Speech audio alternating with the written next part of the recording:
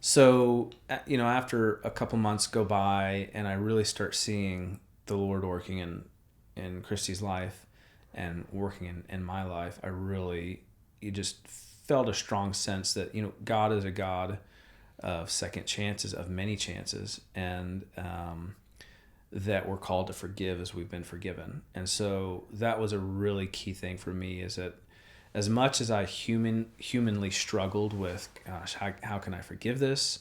How can I move past it? I kept being confronted with, how many times do I break the heart of God? And God, continually accepts me back. And so I finally just said, God, give me the strength to have that mindset, to have that willpower, to push through my human emotions and the way that my mind works, and have your kind of love.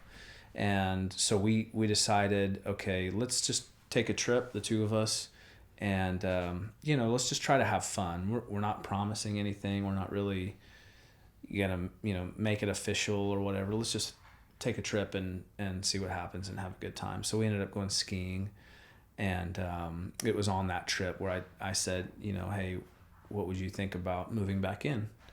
And I think that was maybe one of our best dinners that we've had. So I think people around us thought that we were getting engaged or something like that, because there was hugging and crying and stuff like that. But at that point, we'd really felt God just inject so much of his love back into our relationship that we couldn't really contain ourselves.